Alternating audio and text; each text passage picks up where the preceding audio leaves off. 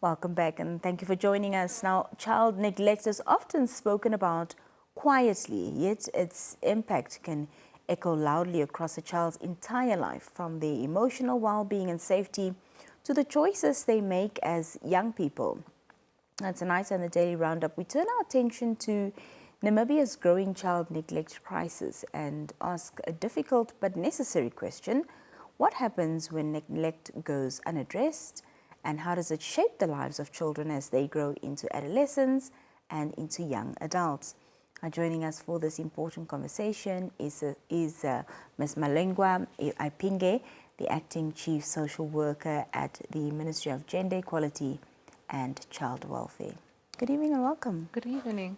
Thank you so much for being here. Thank you for having me.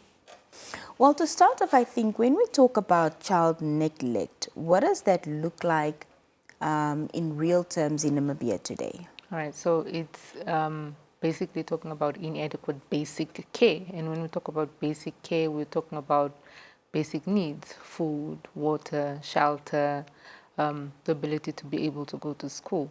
So when there's an insufficiency of that, it may now start to linger on as, neglect.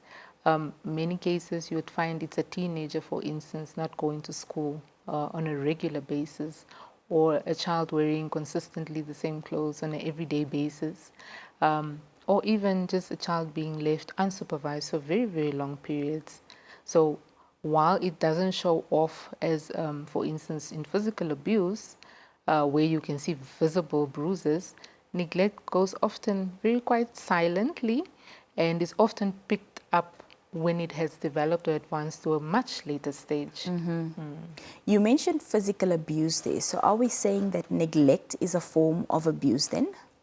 Of course, definitely. Yeah. Yeah.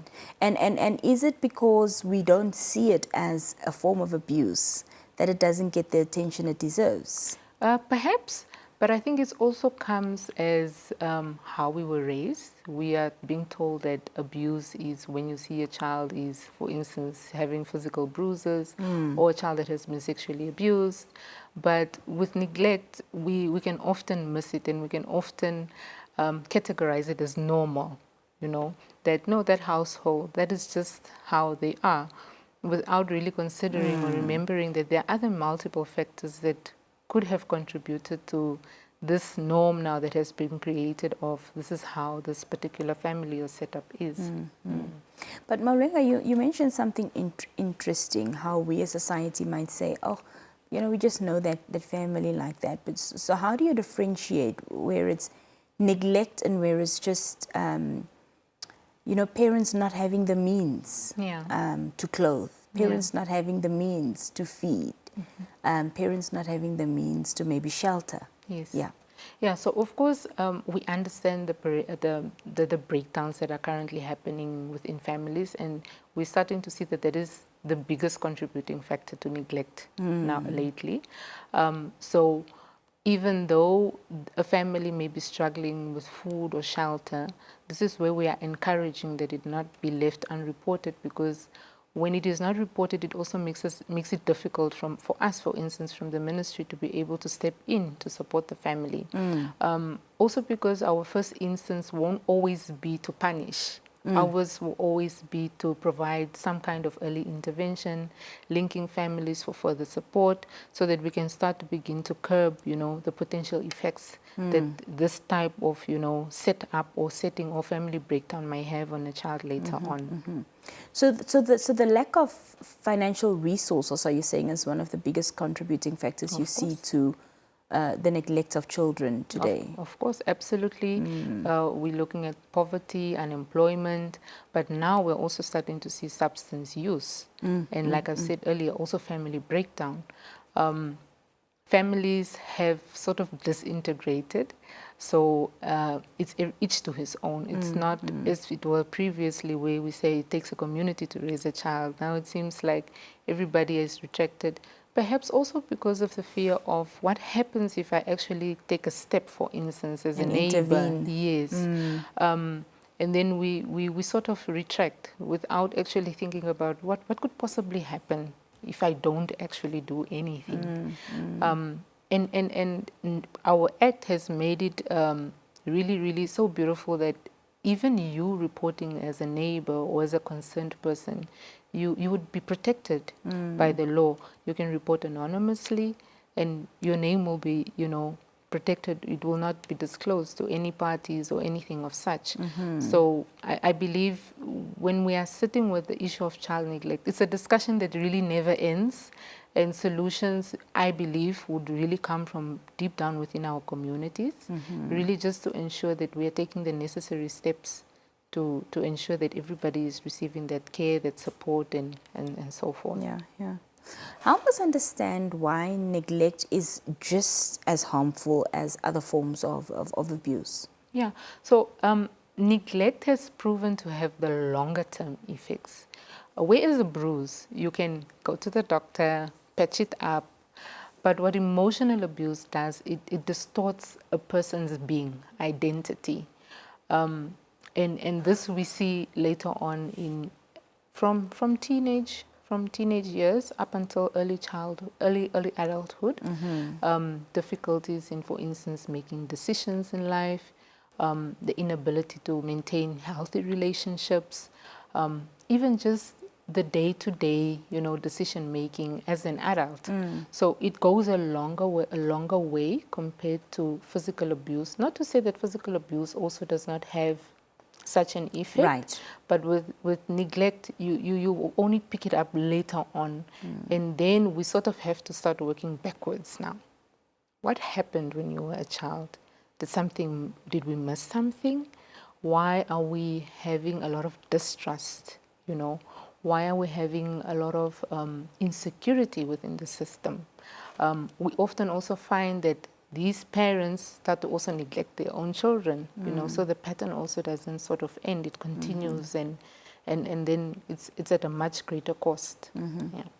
You mentioned, of course, how society today is much more apprehensive and sort of, meddling in the business of their neighbors or maybe even close family and friends. So they might see, a form of neglect happening but won't report it. And so many cases then go unreported in this regard. So what protections are in place for those who do speak up? Because you mentioned, you can report anonymously. Yeah. What do those channels then look like? So my neighbor doesn't know that I've reported, that I see these kids haven't changed clothes in 2 weeks. I see them missing out on school a lot, etc. Yeah. So as I've mentioned earlier, we have what we call our Child Care and Protection Act. So the provisions are very clear. So if a neighbor can give a call, they can visit the nearest police station, and they will make that report. We, in no regard, will ever disclose if they choose not to be disclosed. Of course, you do find community members or neighbors that don't mind, but of course, for those that would rather have their identity protected, the law is very clear. They have that right. They will not face any criminal charges or face any legal action against them, but we will then ensure that at least their identity is maintained throughout. Yeah. We're also having, national conversations around youth and crime. And from a social work perspective, Molengwa, how strong is the link between, childhood neglect and later, involvement in criminal activity? Because one thing that you did mention is that children that are neglected then further perpetuate that behavior as adults when they have children. Yeah. But is there, an interlink between children that are neglected and their involvement in criminal activity later on in life? Yeah, so the link is significant, but I think one thing we need to remember is that with every child's experience will obviously have a different outcome. So some may seek, peer groups where they feel a sense of belonging, and of course it will depend. So if they're joining a peer group that is into delinquent behavior, the likelihood of them engaging in criminal activity will be most likely be higher. But whereas if the peer group that this child has, joined for a sense of belonging would be the opposite, then obviously, the result would be opposite. So we can't conclusively say neglect will result to criminal activity, but it definitely could be a contributing factor, depending on where the child finds themselves wanted, loved or cared for, even if it is not the right kind of love or not the right kind of care. I would have thought your response to that would have been a clear-cut yes. Because if we're saying that these children are coming from impoverished backgrounds where there's no financial stability or financial means, then, children that come from homes such as that usually look for ways how they can provide, because they also want, nice things. And from a very young age, they don't wait until they're adults for that to happen. So sometimes that can start as, petty theft, stealing, food because you haven't eaten, etc. And also because if a parent, I would think, doesn't have their thumb on providing for their children, whether it's clothing them, etc., etc., are you really then investing time into parenting, outside of the provision, but you've got your eyes on your kids all the time, teaching them right from wrong, etc. I think when there's the lack of the